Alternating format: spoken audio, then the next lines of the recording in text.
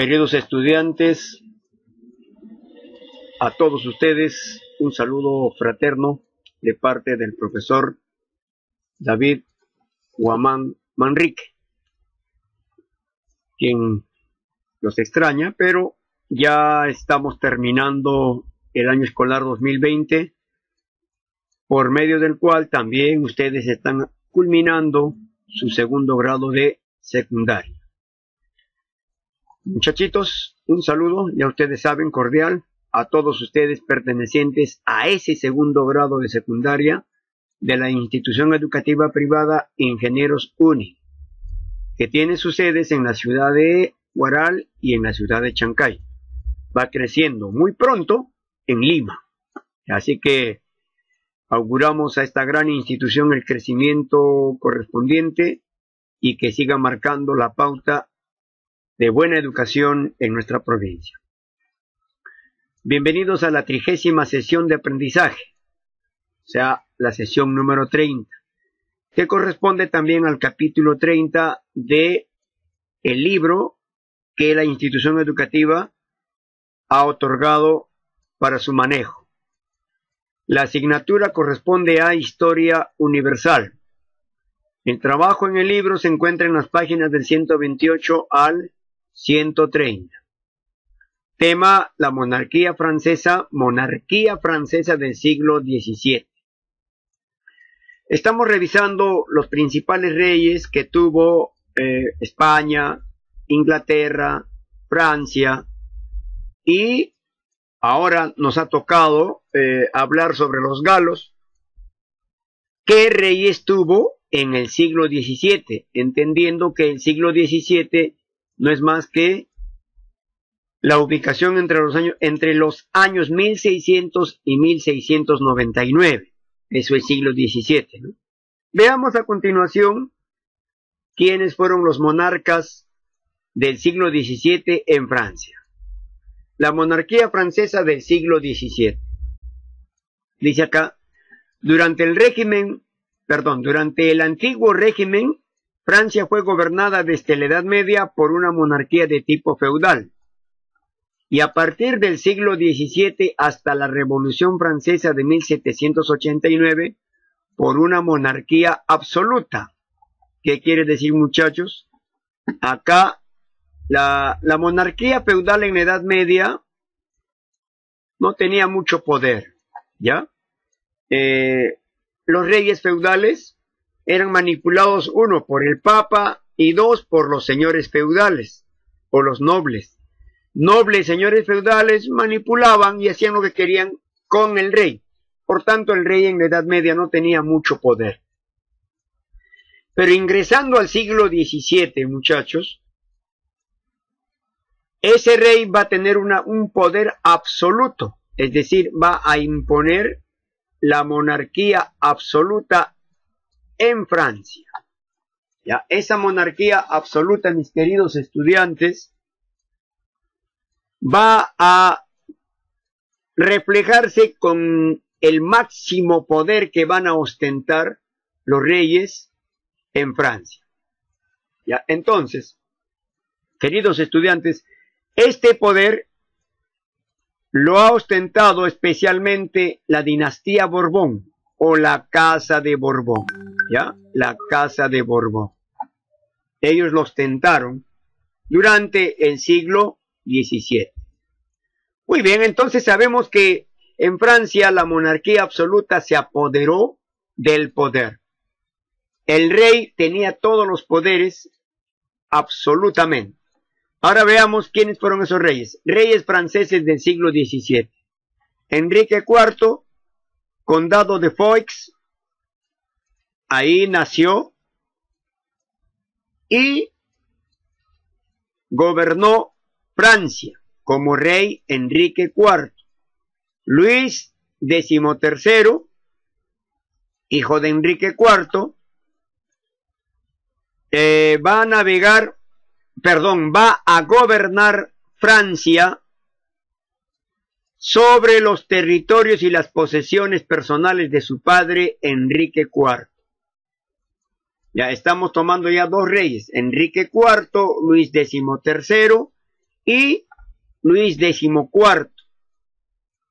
Este Luis XIV ha firmado tratados, el Tratado de Westfalia, que lo vamos a ver más adelante, de Artois, de Roselón, Cerdaña,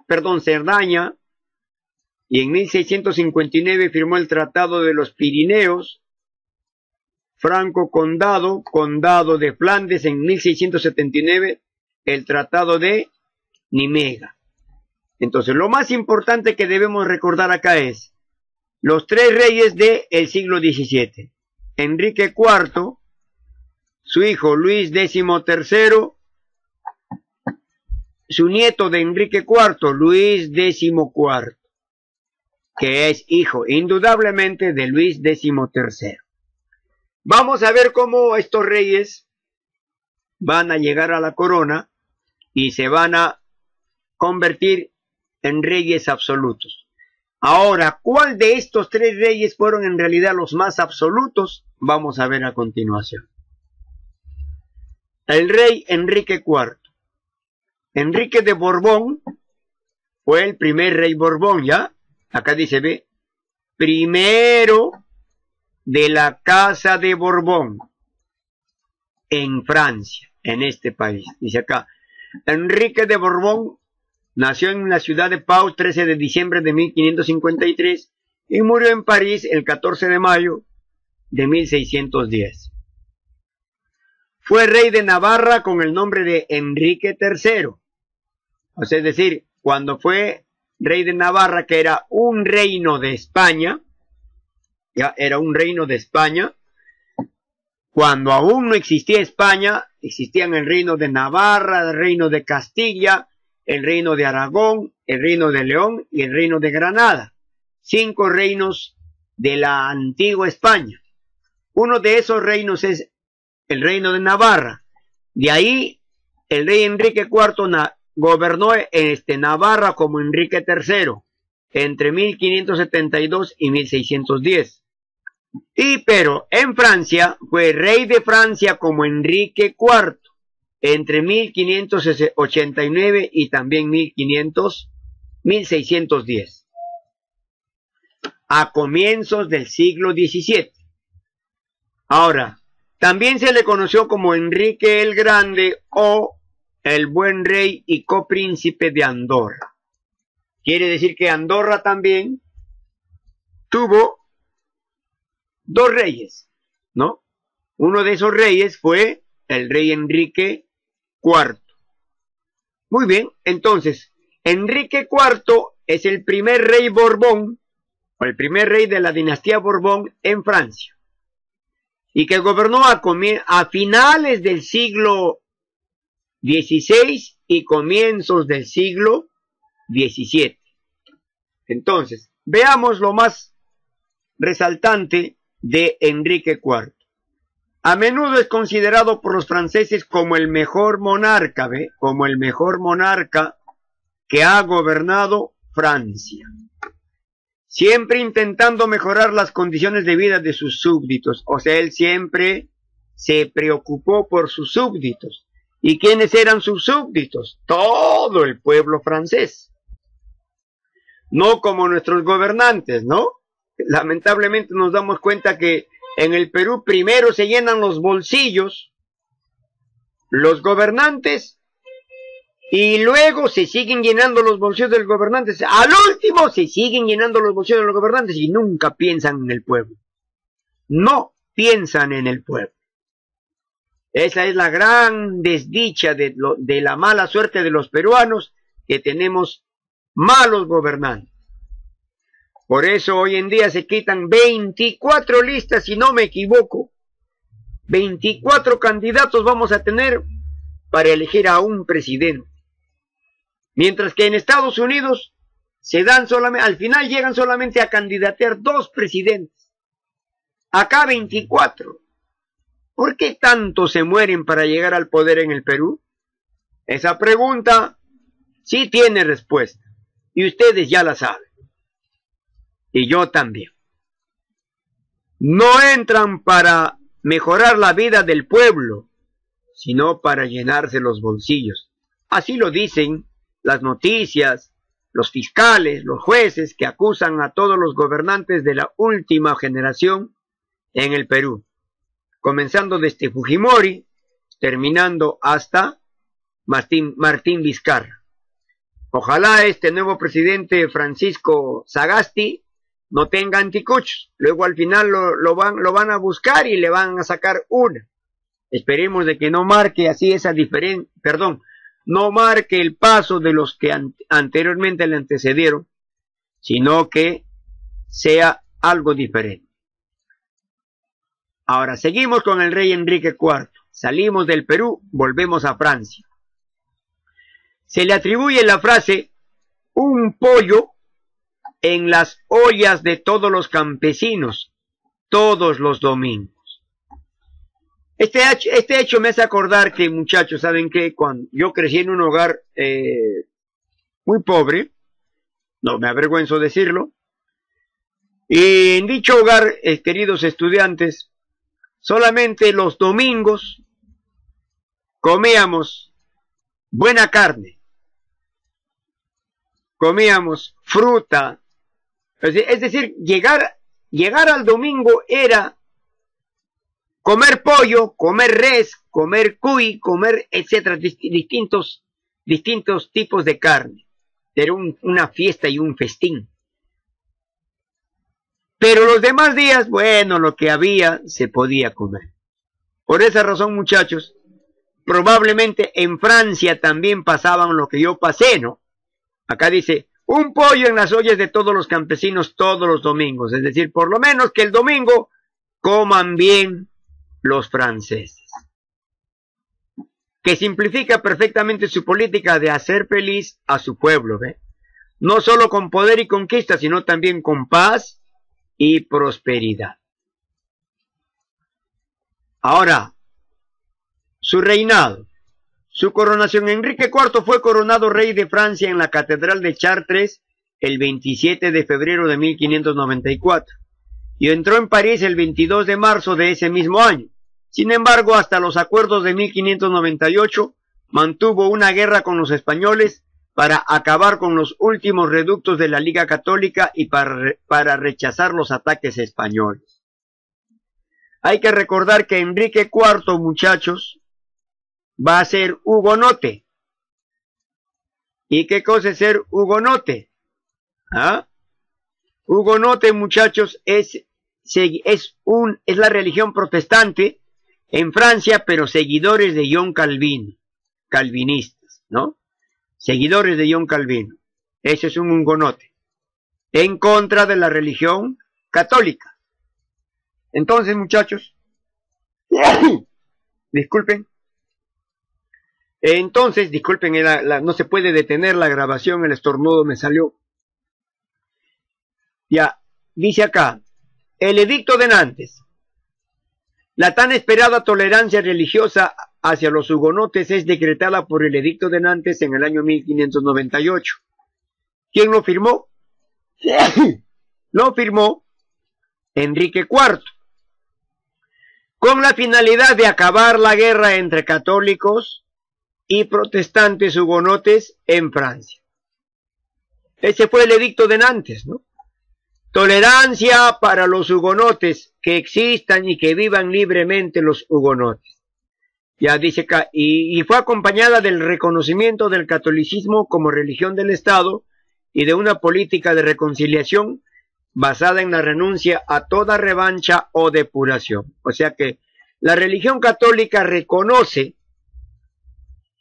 a la religión protestante de los hugonotes como una religión del Estado, y que sin resentimientos convivirían los católicos con los hugonotes en Francia. Con ello puso fin a los conflictos religiosos que asolaban el país desde mediados del siglo XVI y consolidó la corona. Ahora, ese año, en 1598, firma la paz con España, llamada Paz de Vervins, ¿ya?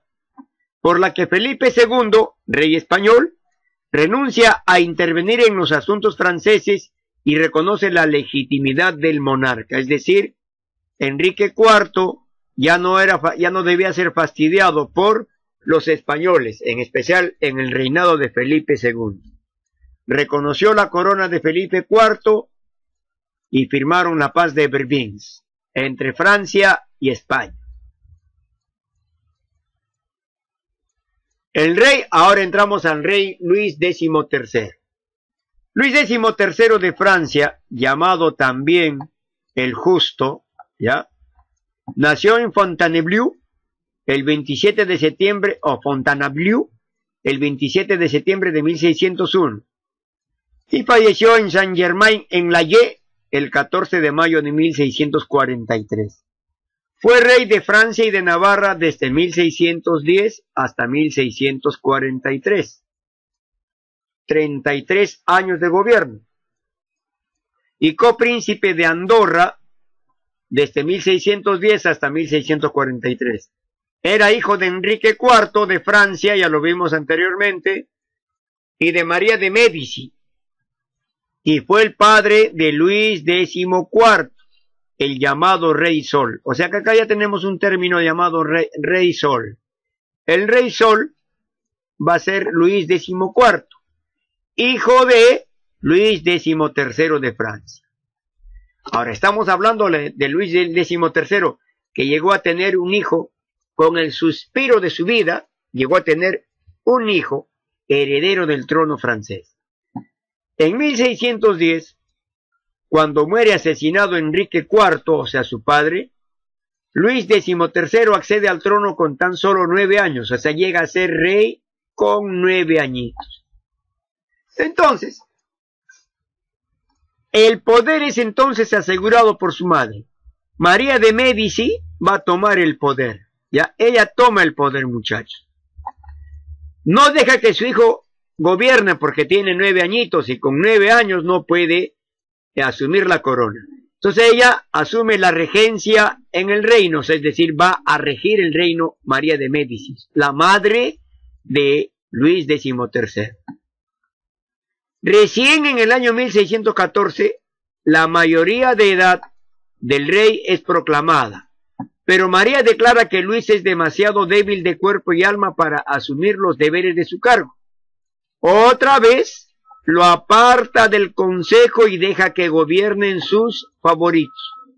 O sea, es decir, en vez del rey Luis XIII, que ya había logrado ya la mayoría de edad en el año 1614, su madre María de Médici lo sigue separando del poder y le entrega el poder a Concino Concini y Leonora Dori, quienes acaparan los cargos más altos e importantes del rey.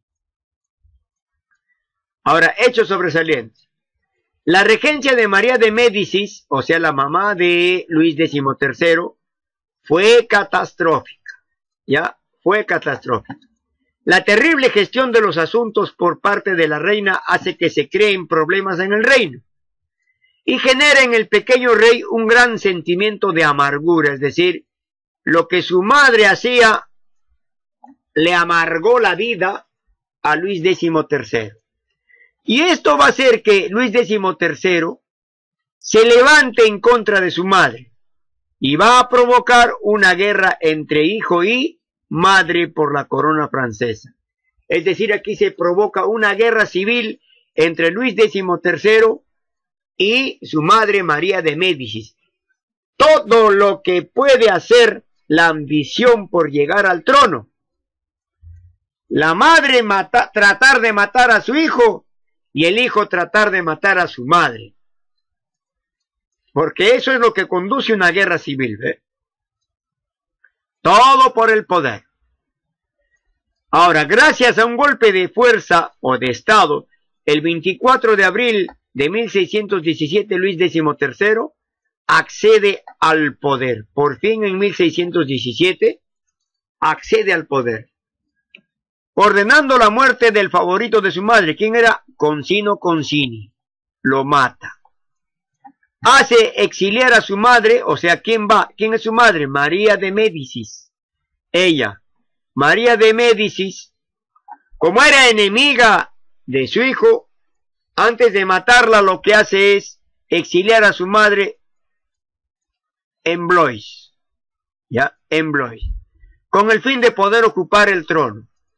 Ahora, la madre arrinconada en Blois, en 1619, 2 años después de que asume el trono Luis XIII, la reina madre se escapa del castillo de Blois y levanta un ejército contra su hijo, quien decide reconciliarse con ella firmando el Tratado de Angulema. ¿Qué es el Tratado de Angulema entonces? La reconciliación entre madre e hijo, en el que Luis le cede las ciudades de Angers y Chinon a María de Médicis, pero le prohíbe que vuelva al consejo, es decir, María de Médicis no debería de volver al consejo. En 1620, María provoca una guerra civil que concluyó con su derrota total, es decir, el hijo derrota al ejército de la madre en la batalla de Pont-de-Cé, ya en la batalla de Pont-de-Cé, en agosto de 1620. Temeroso de que su madre siguiera maquinando para derrocarlo, el rey decide aceptar su retorno a la corte de Francia. Es decir, la madre de Luis XIII regresa a la corte de Francia, del cual su hijo mismo lo había separado, mandándolo al castillo de Blois. Ahora, el cardenal Richelieu. ¿Quién es este personaje, muchachos? En realidad, cuando asumió el poder Luis XIII, quien se va a convertir en el brazo derecho de Luis XIII va a ser Richelieu, el cardenal Richelieu. Y acá dice, primer ministro. Él llegó a ser primer ministro.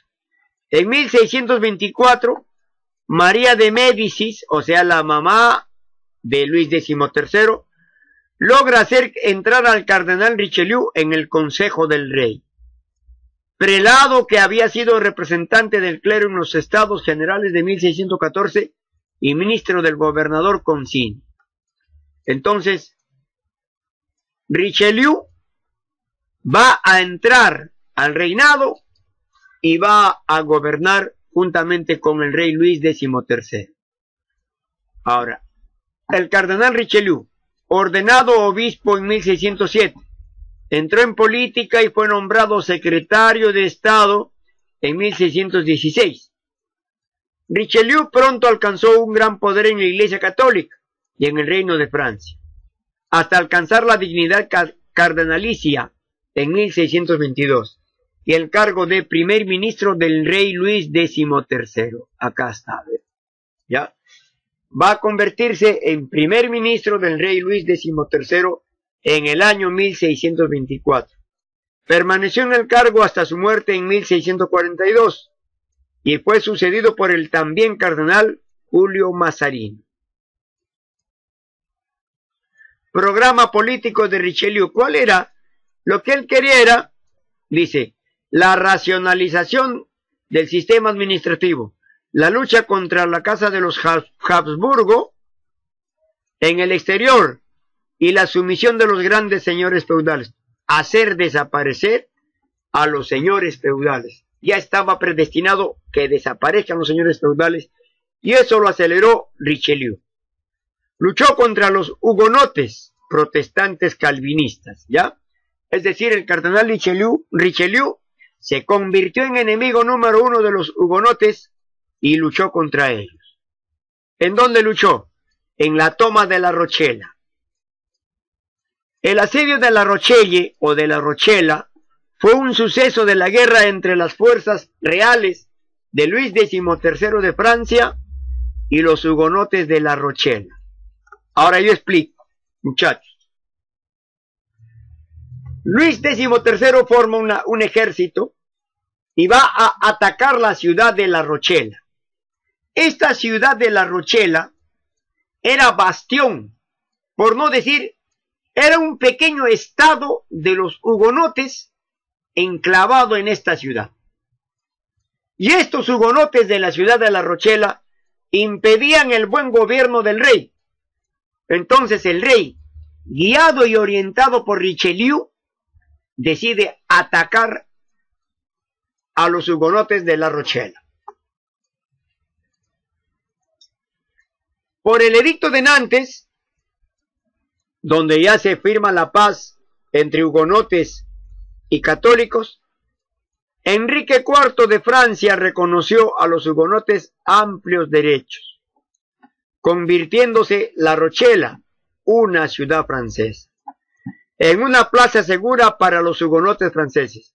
Si dicho edicto llevó la paz al Reino de Francia, tuvo también el efecto de crear un Estado dentro del Estado, y esto no aceptaba el rey ni su primer ministro Richelieu. ¿Qué quiere decir?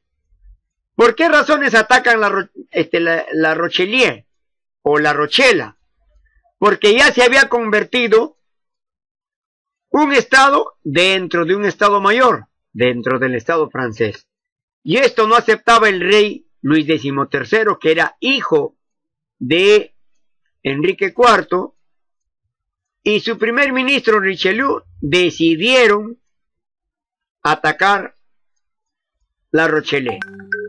En 1621, muchachos, las fuerzas del rey intentaron bloquear La Rochela.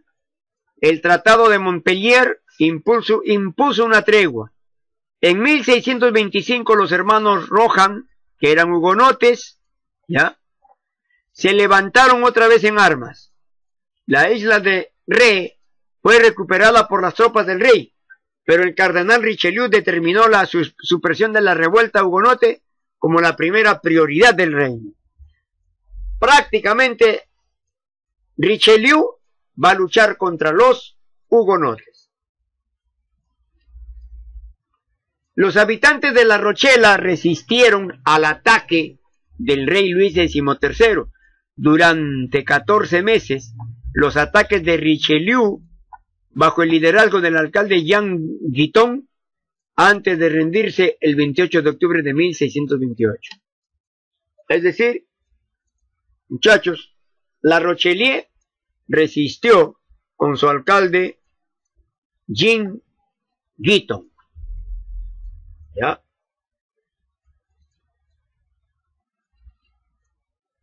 Finalmente las tropas de Richelieu se impusieron y La Rochela claudicó, o sea, se rindió. La rendición fue incondicional. No aceptaron ninguna condiciones a el país que se había decidido perder. Al año siguiente los realistas capturaron Privas el 28 de mayo. Los hugonotes firmaron un acuerdo bajo los términos de paz de las Alés. Estos perdieron sus derechos territoriales sobre todo lo que... dice, no, estos perdieron sus derechos territoriales, políticos y militares, aunque conservaron la libertad religiosa otorgada por el edicto de Nantes. Esto consolidó el poder absolutista en Francia. ¿Ya? ¿Qué quiere decir? Vencieron a los hugonotes, le obligaron a firmar la paz de Alés y entraron en un receso de paz y tranquilidad. Y este receso de paz y tranquilidad consolidó el poder absolutista en Francia, además de que este rey se jactaba y decía, yo vencí a los hugonotes y soy buen rey y soy guerrero rey. ¿Ve? La muerte de Luis XIII. Por suerte, Luis XIII llegó a tener un hijo llamado Luis Dieudonné, llamado el Niño Milagro. O sea, es decir, ya él trajo al mundo cuando era ya mucho mayor, Luis XIII, y le puso por nombre Luis Dieudonné, Luis Dieudonné. Ya, entonces, este Luis Dieudonné sería sucesor de su padre como el nombre de Luis XIV. Es decir, acá ya nació Luis XIV y vamos a estudiar ligeramente lo de Luis XIV. A ver, vamos a ver qué sucede. Luis XIV, el llamado el Rey Sol. Este rey, muchachos, Luis XIV, fue llamado el Rey Sol, o también Luis el Grande, ¿ya? Fue rey de Francia y de Navarra desde el 14 de mayo de 1643 hasta su muerte con 76 años de edad. Muchacho se muere, 76 todavía se puede seguir viviendo y coleando, moviendo la colita, jugando pelota, que será cierto. Bueno, yo creo que ya jugar pelota ya no, a los 76 años ya es difícil. Pero sí, caminar, moverse, todavía se puede. Entonces, ¿y cuántos años gobernó? 72 años gobernó. ¿Ya? Por eso este rey fue el que más años gobernó en Francia, el rey Sol, Luis XIV. Ahora, Luis XIV fue el primogénito y sucesor de Luis XIII y de Ana de Austria, hija del rey Felipe III de España. Incrementó el poder e influencia francesa en Europa, combatiendo en 3 grandes guerras: la guerra franco-neerlandesa, la guerra de los 9 años y la guerra de sucesión española. Ahora, a continuación, hechos resaltantes de Luis XIV. Muerto su progenitor, o sea, en 1643 murió su padre. Escuchen bien esta historia, ¿ya? Cuando el Delfín, o sea, el rey Luis XIV, contaba con 4 añitos y 8 meses, fue nombrado rey. Ahora, con 4 años y 8 meses. Pero Ana de Austria, que era su madre, se dispuso a ejercer la regencia y confió el gobierno del Estado y la educación del niño al cardenal Mazarino. Pero ojo, ve, este cardenal, muchachos, al igual que el otro cardenal Richelieu, ambos cardenales que eran primeros ministros, tanto Richelieu como Mazarino, por ejemplo, Mazarino acá se preocuparía por darle buena educación al niñito de 4 años y 8 meses. Y así lo hizo, ¿no? Dice, el habilísimo cardenal Richelieu fue reemplazado por el cardenal Mazarino. Así pues, fue Mazarino quien inculcó al heredero el sentido de la naturaleza. ¿Ve? Y le enseñó que debía aprender a servirse de los hombres, para que estos no se sirvan de él.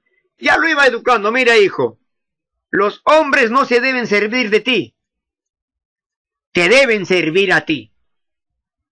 Eso métete a la cabeza. A ti te deben servir porque tú eres el rey. ¿Ya? Dice, luego, a propuesta de eso, dice, no hay duda de que Luis respondió de modo positivo a tales lecciones. Pues Mazarino escribió, hay en él cualidades suficientes para formar varios grandes reyes y un gran hombre. Es decir, Luis XIV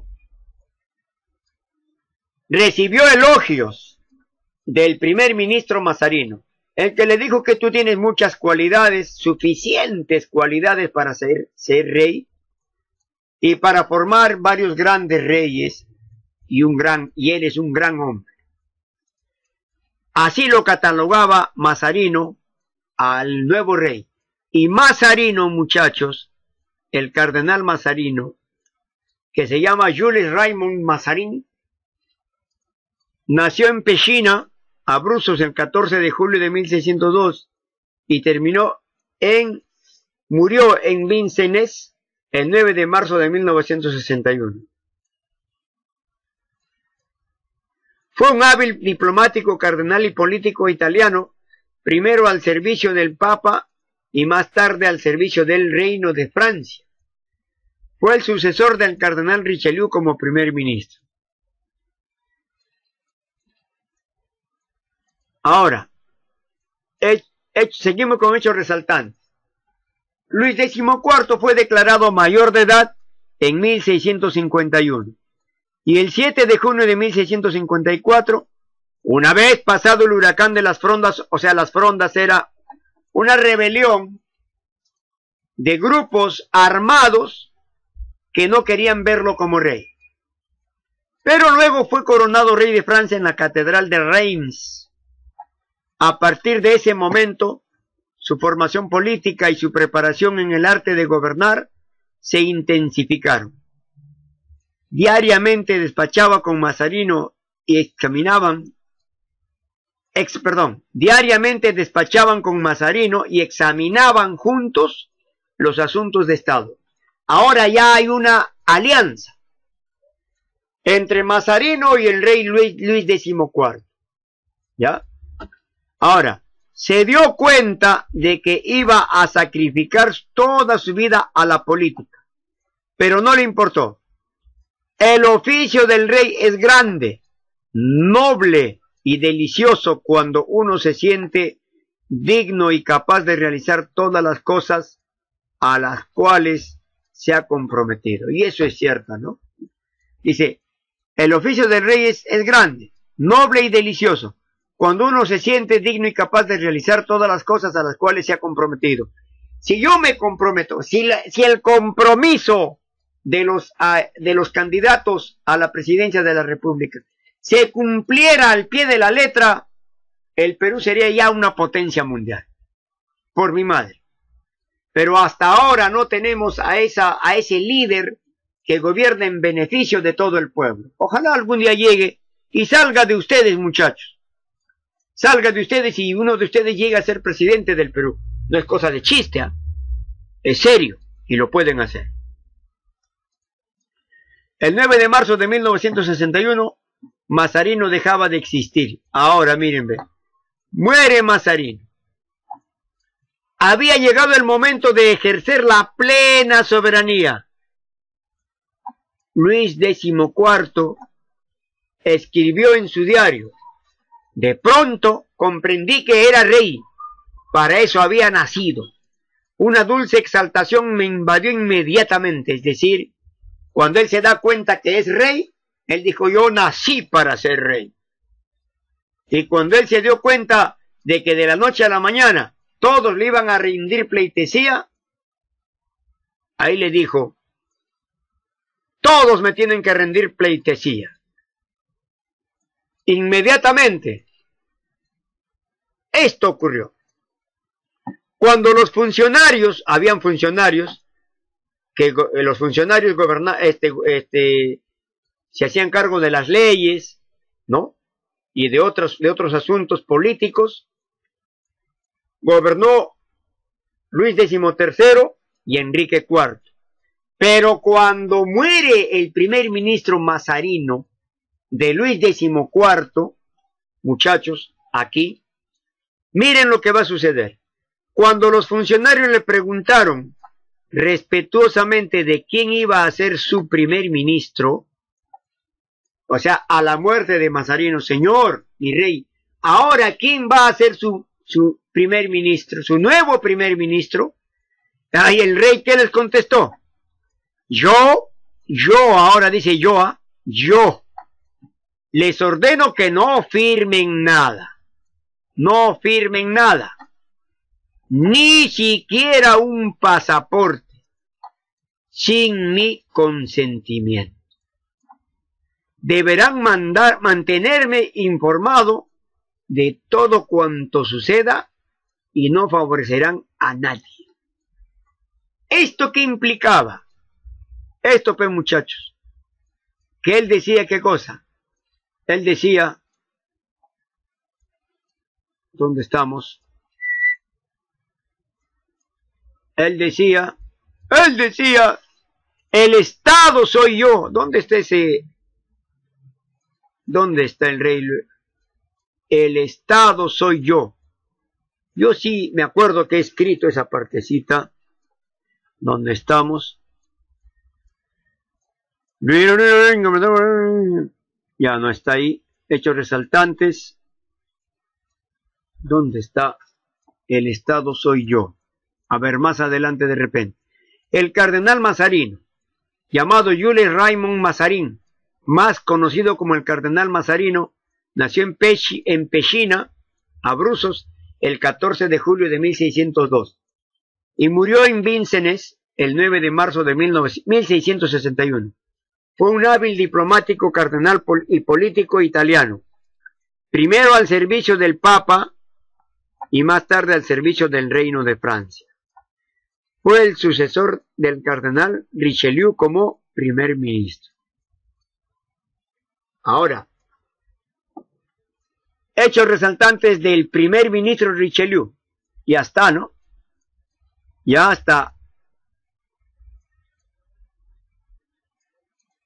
A ver. Luis XIV fue declarado ya mayor de edad y va a gobernar junto con Mazarino, ¿cierto? Junto con Mazarino. Y aquí va, cuando muere Mazarino, ya el poder va a tomar plenamente el rey Luis XIV. Yo les ordeno que no firmen nada, ni siquiera un pasaporte, sin mi consentimiento. Deberán mantener informado de todo cuanto sucede y no favorecerán a nadie. Solo yo voy a gobernar. No voy a tener primer ministro. Entonces todos los funcionarios dijeron, ucha, que con esas palabras Luis XIV acababa de fundar la monarquía absoluta en Francia. Todos los poderes lo tenía Luis XIV, según un concepto cuya difusión aseguraría el del despotismo por derecho divino. La omnipotencia ministerial que desde 1624 con Richelieu y Mazarino habían sentado las bases del poderío francés, quedaba ahora subsumida en la autoridad real. Es decir, ahora ya no gobiernan otros más que solamente el rey Luis XIV. Desde entonces, ni la reina madre, ni otros dignatarios volvieron a ser convocados a ninguna reunión de los consejos de Estado. Fíjense. El rey se veía a sí mismo como un mire, ¿cómo se miraba este rey? Un representante de Dios sobre la tierra. Y como un ser infalible, puesto que su poder le venía de Dios. Aquí está, esto era lo que yo buscaba, muchachos. A él se le atribuye el haber dicho, el Estado soy yo. Pero en realidad, muchos historiadores expresan que él no dijo esa palabra. La dio a entender, sí. Pero esto de que el Estado soy yo, lo pusieron los que eran pertenecientes al Parlamento, ¿no? Ellos le pusieron, como ya el rey les dijo, ¿saben qué, señores? No necesito de ustedes, no me vayan a hacer nada a espaldas mías, y todo lo que vayan a hacer, me tienen que consultar. Allí dijo entonces, la gente que lo escuchó, dijo, ah, no, el rey con eso quiere decir que el Estado soy yo, o sea, el Estado es él, ¿no? Entonces, él no lo dijo, lo dijeron sus detractores, los que prácticamente casi no quisieran, hubieran querido, casi no aceptaron que el rey sea el único que gobierne. Pero muchos otros textos también dicen que el Estado soy yo está relacionado con el rey Luis XIV.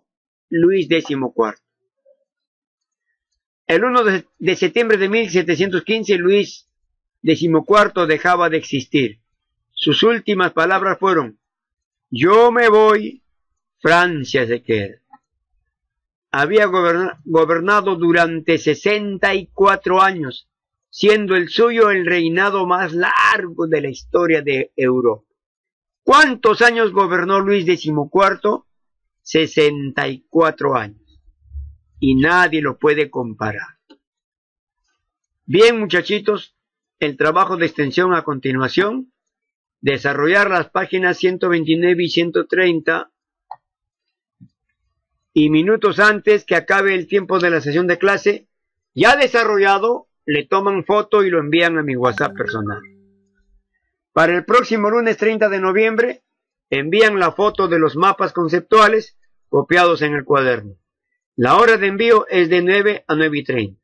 Gracias y hasta la próxima clase, mis queridos estudiantes.